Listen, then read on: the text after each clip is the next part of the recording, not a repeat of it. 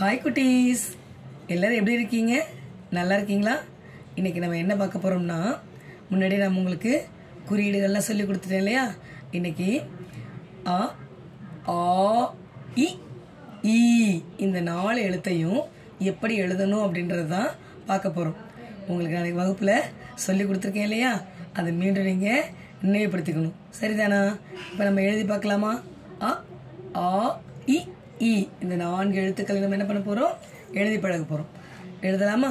பாருங்க, முதல்ல என்ன போட போறேன் நான்? அது எப்படி போட போறேன் பாருங்க. சுழி. இது என்ன சொல்லி கொடுத்தேன்?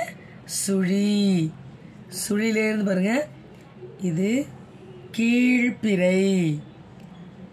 படுக்கை கீற்று, ஏறு கீற்று, இறங்கு கீற்று. ஆ ஆ இது எல்லாரும் போடுவீங்க. அடுத்து பாருங்களேன். சுழி, கீழ்பிறை, படுக்கை கீற்று, ஏறு கீற்று, இறங்கு கீற்று, கீழ் விலங்கு. ஆ. அடுத்து நம்ம என்ன எழுத போறோம்?